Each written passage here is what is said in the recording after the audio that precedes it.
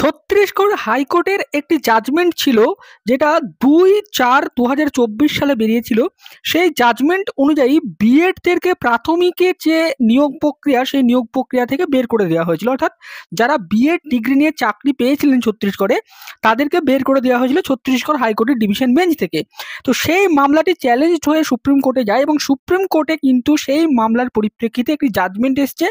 সেই জাজমেন্টটি কি দেওয়া হয়েছে, ছত্তিশগড়ে বিএডদের চাকরি কেন বাতিল করা হলো সুপ্রিম কোর্টের জাজমেন্ট অনুযায়ী, এবং বিএড বনাম ডিএলএড যে মামলা, সেই মামলার একটা বলা যেতে পারে পরিসমাপ্তি ঘটলো এই জাজমেন্ট অনুযায়ী। এবং বিএডরা আগামী দিনে প্রাইমারিতে কি এলিজিবল হবেন কি হবেন না, বা যে বিএড বনাম ডিএলএড মামলার যে রায়, সেই রায়টা কি বলা হচ্ছে, এটা কিন্তু পুরোটাই ক্লিয়ার করে দেওয়া হয়েছে এই জাজমেন্ট অনুযায়ী। জাজমেন্টটি দিয়েছেন জাস্টিস সুধাংশু ধুলিয়ার বেঞ্চ, মহামান্য সুপ্রিম কোর্ট থেকে 28শে অগস্ট এই জাজমেন্টটি দেওয়া হয়েছে।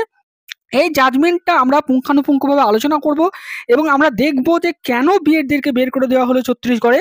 এছাড়াও এই জাজমেন্টে অ্যাকচুয়ালি কি বলা হয়েছে, এবং বিএডদেরকে নিয়ে একটা বলা যেতে পারে কনক্লুশন চলে এসছে যে আর বিএড বনাম ডিএলএড মামলায় আর কোনো কিছু রায় বা আর কিছুই হতে পারে না। এটাই হচ্ছে আলটিমেট, বা এটাই হচ্ছে শেষ। নমস্কার, আমি জ্যোতির্ময়, আর লার্ন উইথ জ্যোতির্ময়ের আরও একটি নতুন ভিডিওতে আপনাদের সকলকে জানাই অসংখ্য স্বাগত। আজকের এই ভিডিওটি পুরোটা দেখার অনুরোধ করব, কোনো অংশে স্কিপ না করে, এবং আমাদের চ্যানেলে নতুন হলে অবশ্যই চ্যানেলটি সাবস্ক্রাইব করবেন। জাজমেন্টটা শুরু হচ্ছে, দেখুন এই যে 1 নম্বর পয়েন্ট এখান থেকে।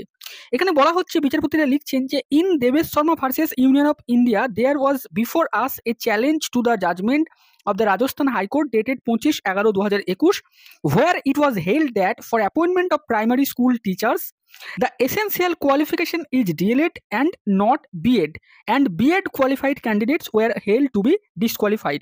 অর্থাৎ বিচারপতিরা 1 নম্বর পয়েন্টে বলছেন যে 11/8/2023 সালে তারা যে জাজমেন্টটি দিয়েছিলেন, সেখানেই তারা পরিষ্কার করে বলেছিলেন যে 25/11/2021 সালে রাজস্থান হাইকোর্ট যেটা বলেছিল যে প্রাথমিকে ডিএলএডরাই হচ্ছে একমাত্র কোয়ালিফিকেশন, বিএডরা নয়। সেটাই তারা 11/8/2023 সালে জাজমেন্টে বলেছেন।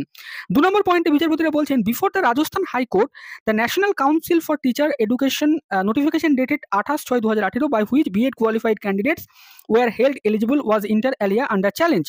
In our judgment dated 11/8/2023, we have upheld the division bench order of Rajasthan High Court and affirmed the finding that the essential qualification for appointment as primary school teachers is diploma in elementary education and not BEd.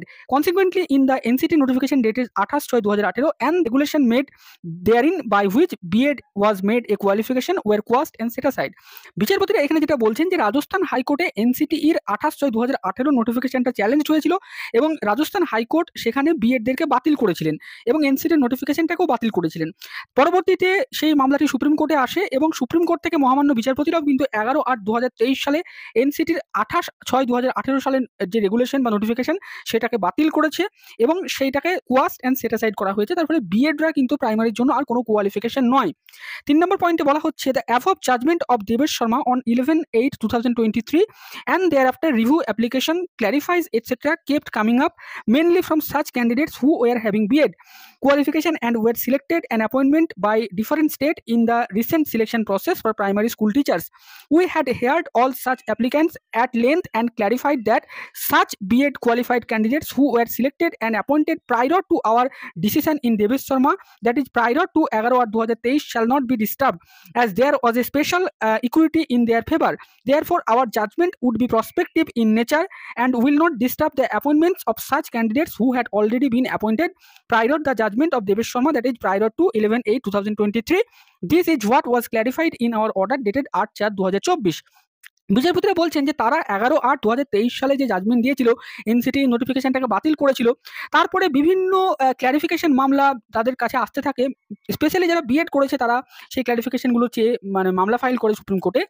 সেখানে যারা B Ed appointed primary teacher রয়েছে তারাই মূলত মামলাগুলো করেছিল। সেক্ষেত্রে বিচারপতিরা বলছেন যে তারা 8/4/2024 সালের এরকম একটি মধ্যপ্রদেশের ক্ল্যারিফিকেশন মামলা তারা এটা ক্লিয়ার করে দিয়েছে যে 11/8/2023 তাদের জাজমেন্ট আসার আগে যারা বিএড কোয়ালিফিকেশন নিয়ে প্রাইমারিতে জয়েন করে গেছেন, তাদের চাকরি ডিস্টার্ব করা হবে না বা বাতিল করা হবে না। এবং therefore our judgment would be prospective in nature.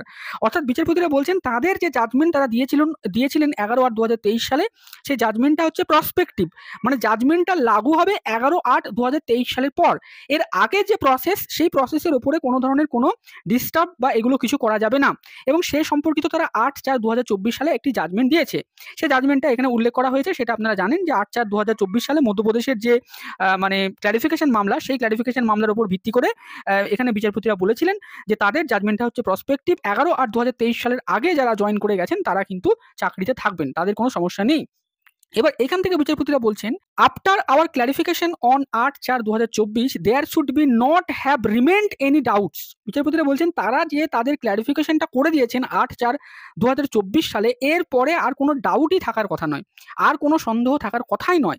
মানে বিচারপতিরা বলছেন তারা তো পরিষ্কার বলেই দিয়েছে 11/8/2023 সালে জাজমেন্টে যে বিএডরা প্রাথমিকের জন্য আর কোয়ালিফিকেশন নয়, এটা তো পরিষ্কার, এবং এনসিটির নোটিফিকেশনটা বাতিল।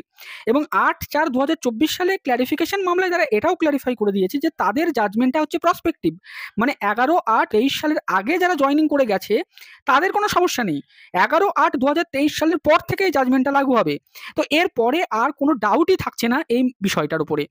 Yet clarification and review applications kept coming up in one form or the other, which were all dismissed. বিচারপতিরা বলছেন তথাপি আরও বিভিন্ন ক্লারিফিকেশন মামলা আমাদের কাছে আসছে, বিভিন্ন ধরনের রিভিউ পিটিশন ফাইল করা হচ্ছে, কিন্তু আমরা সেগুলোকে ডিসমিস করে দিয়েছি।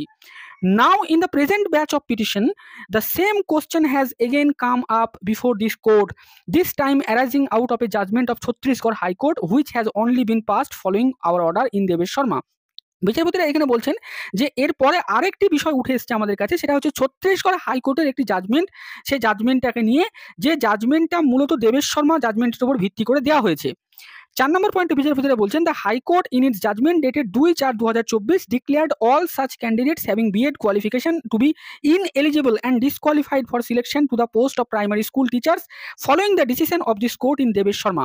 অর্থাৎ 2/4/2024 তারিখে ছত্তিশগড় হাইকোর্টের ডিভিশন বেঞ্চ তারা কি করে, তারা বিএড যে ডিগ্রিধারী ছত্তিশগড়ে যারা চাকরি পেয়েছিল তাদের চাকরি তারা বাতিল করেছে দেবেশ শর্মা জাজমেন্টের উপর ভিত্তি করে। এবার কেন বাতিল করেছে এই বিষয়টা কেন্দ্র করেই কিন্তু মামলাটা সুপ্রিম কোর্টে এসছে। এখানে 5 নম্বর পয়েন্টে লেখা রয়েছে, admittedly in the present case the appointment orders in favour of BEd candidates were issued in September 2023 by the state of Chhattisgarh. অর্থাৎ ছত্তিশগড়ে যে বিএডদেরকে প্রাইমারিতে চাকরি দেওয়া হয়েছিল সেটা সেপ্টেম্বর 2023 সালে তাদের অ্যাপয়েন্টমেন্ট লেটার ইস্যু করা হয়েছিল। That is after the date of our judgment in Devesh Sharma. অর্থাৎ যেটা হচ্ছে দেবেশ শর্মা যে জাজমেন্ট দেওয়া হয়েছিল 11/8/2023 সালে, সেই জাজমেন্টের পরে তাদেরকে নিয়োগ দেওয়া হয়েছে। We have already held in our order dated 8/4/2024 that such candidates cannot be given any relief. বিচারপতিরা বলছেন যে আমরা তো এটা বলেই দিয়েছি 8/4/2024 সালে যে ক্লারিফিকেশন আমরা দিয়েছিলাম যে আমাদের জাজমেন্ট হচ্ছে প্রসপেক্টিভ, মানে 11/8/2023 সালের পর থেকেই জাজমেন্টটা লাগু হবে। তো তার ফলে যদি 11/9/2023 সালে কাউকে অ্যাপয়েন্টমেন্ট দেওয়া হয় তাহলে সে তো কোনো রিলিফ পাবে না। 6 নম্বর পয়েন্টে বলা হচ্ছে, before the Chhattisgarh high court petitions were filed by candidates holding diploma in elementary education. অর্থাৎ এখানে একটু ব্যাকগ্রাউন্ডটা লেখা রয়েছে যে ছত্তিশগড় হাইকোর্টে মূলত ডিএলএডরা পিটিশন ফাইল করেছিল বিএডদের বিপক্ষে, এবং ডিএলএডরা মূলত বিএডদের যে প্রাথমিকের চাকরিতে বসতে দেওয়া সেটাকেই চ্যালেঞ্জ করে মামলা ফাইল করেছিল ছত্তিশগড় হাইকোর্টে। এবং 7 নম্বর পয়েন্টে যেটা বলা হচ্ছে যে 11/8/2023 সালে মূলত দেবেশ শর্মা জাজমেন্ট এসেছিল, তার উপর ভিত্তি করে 21/8/2023 সালে ছত্তিশগড় হাইকোর্ট থেকে বিএডদেরকে কিন্তু আর প্রাথমিকে বসার জন্য অনুমতি দেওয়া হয়নি।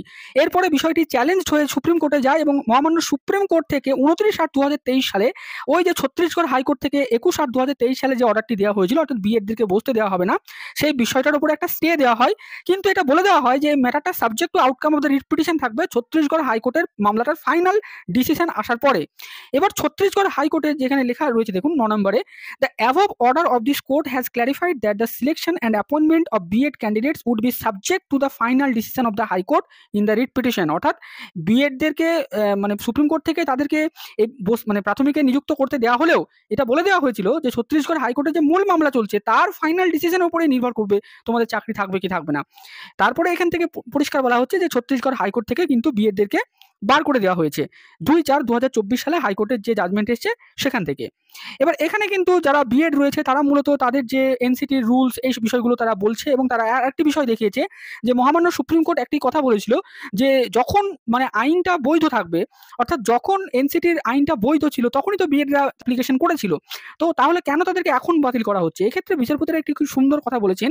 এখানে দেখুন, as we know when recruitment to the post of teachers was being made in Rajasthan B.Ed was a qualification for teachers as per the NCT notification। অর্থাৎ রাজস্থানে যখন মানে বিএডদেরকে বসতে দেওয়া হয়নি তখন কিন্তু বিএডরা এনসিটির নোটিফিকেশন অনুযায়ী কোয়ালিফাইড ছিল। তার ফলে বিচারপতিরা একটি অবজারভেশন দিয়েছিলেন যে রাজস্থান গভর্নমেন্ট এটা ভুল করেছিল। এখন একটি ল যখন সেটি থাকে এবং যতক্ষণ না সেটি মহামান্য সুপ্রিম কোর্ট থেকে বাতিল করা হচ্ছে বা কোনো অ্যাপেক্স কোর্ট থেকে বাতিল করা হচ্ছে তখন অবধি সেই লটি কিন্তু মানে কার্যকর থাকে। তার ফলে তার আগে যে বিএডদেরকে বসতে দেওয়া হয়নি এটা ভুল করেছিল রাজস্থান সরকার।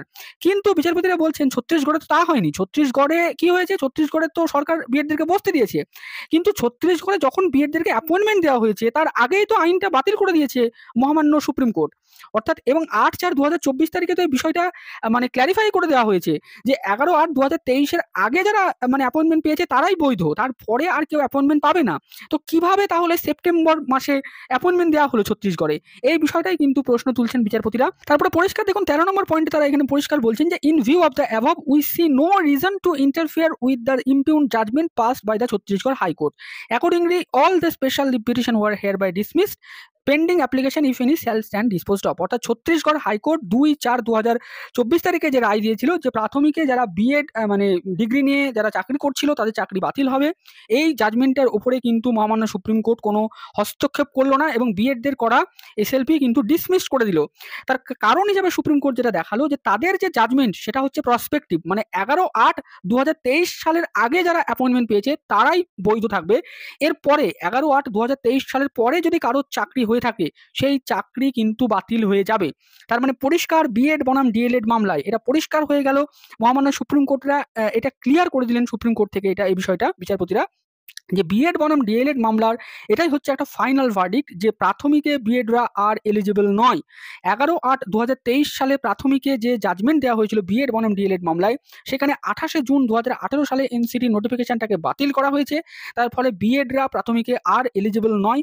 কিন্তু বিএড বনাম ডিএলএড মামলায় যে জাজমেন্টটা এসছে 11/8/2023 সালে সেই জাজমেন্টটা কিন্তু প্রসপেক্টিভ, মানে এই জাজমেন্টটা লাগু হবে 11/8/2023 সালের পর থেকে।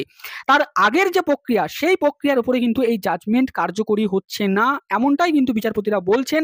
এবং 11/8/2023 সালের পরে যারা চাকরি পেয়েছেন তাদের চাকরি কিন্তু কোনোভাবেই আর থাকবে না, যেমনটা ছত্তিশগড়ে থাকলো না, বিচারপতিরা হস্তক্ষেপ করলেন না।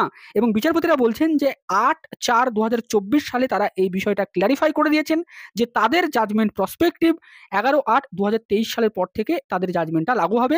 এরপরে এই বিষয়ের উপরে আর কোনো ডাউট থাকতে পারে না। তার জন্য যে কোনো পিটিশন যে কোনো ক্ল্যারিফিকেশন মামলা এই বিএড বনাম ডিএলএড মামলায় যদি এবার করা হয় সেটা কিন্তু বিচারপতিরা বাতিল করে দেবেন আর শুনবেন না। অর্থাৎ পরিষ্কার কথা, 11/8/2023 সালের আগে যাদের জয়নিং হয়েছে তাদের আর কোনো প্রবলেম নেই, কিন্তু 11/8/2023 সালের পরে যাদের জয়নিং, যাদের চাকরি, যারা বিএড কোয়ালিফাইড ক্যান্ডিডেট তাদের কিন্তু আর কোনো বাঁচার রাস্তা নেই এই জাজমেন্টের ফলে। এবং বিএড বনাম ডিএলএড মামলা কিন্তু একটা পূর্ণাঙ্গ বলা যেতে পারে বিষয় উপস্থাপন হলো আমাদের কাছে। তো আজকের ভিডিওটা এই পর্যন্ত। ভিডিওটি শেষ অবধি দেখার জন্য আপনাদের সকলকে জানাই অসংখ্য ধন্যবাদ।